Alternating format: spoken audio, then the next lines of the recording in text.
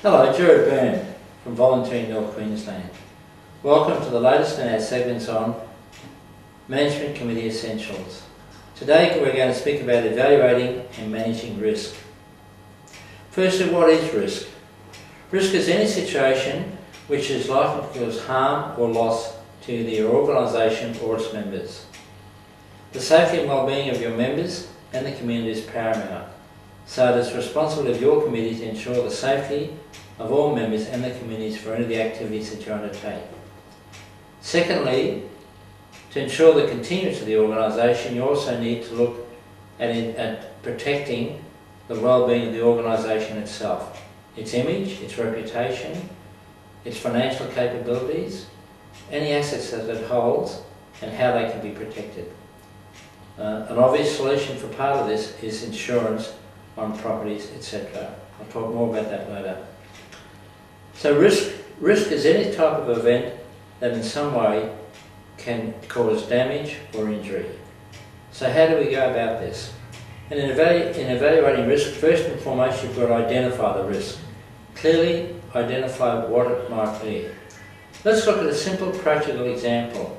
If you're staging an event and you've got a car park and you expect a large number of cars to arrive, how are you going to deal with that risk? What are the risks or risks that might happen? First and foremost, you will have cars and you'll have people. There's a risk of somebody being struck by a vehicle. Secondly, there's a risk that a car might strike another vehicle. And this could be on private property or on public land, or it could be on a roadway. What are your responsibilities? So firstly, identify the risk. Let's look at the simple one of the risk where the vehicle might strike a pedestrian. What's the likelihood of that in your situation? First and foremost, it could be quite significant. If you've got quite a number of people, are they adults? Are they children? What are the age groups? And so on. So you need to document this. Then you need to look at what's the impact if there was an accident of some form. Quite concerning would be somebody being injured, and there's been many reports of people being injured in simple car park accidents. How can you mitigate against this happening?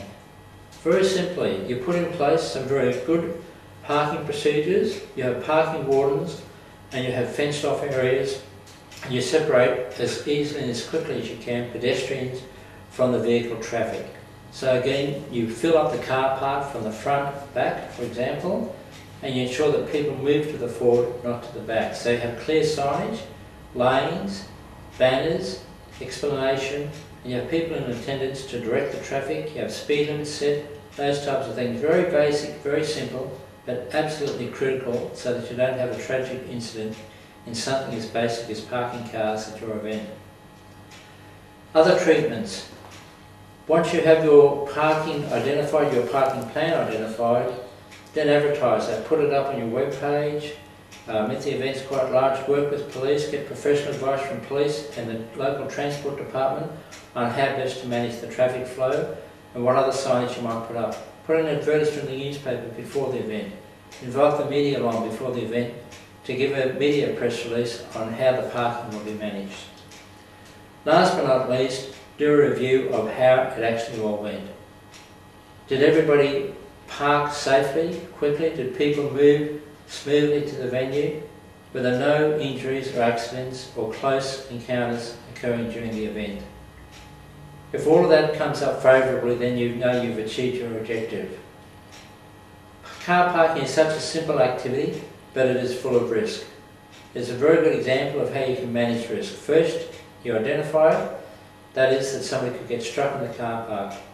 You then look at the likelihood. If you're going to have a large number of cars, even a small number of cars, you're going to have people. If you've got a lot of children, then your risk is greater. What is the impact? The impact is simply somebody could be injured. The mitigation I mentioned and the treatment is around how you manage that traffic flow, how you inform people and how you supervise it. And last, how do you report on the outcomes and learn how to do it better next time.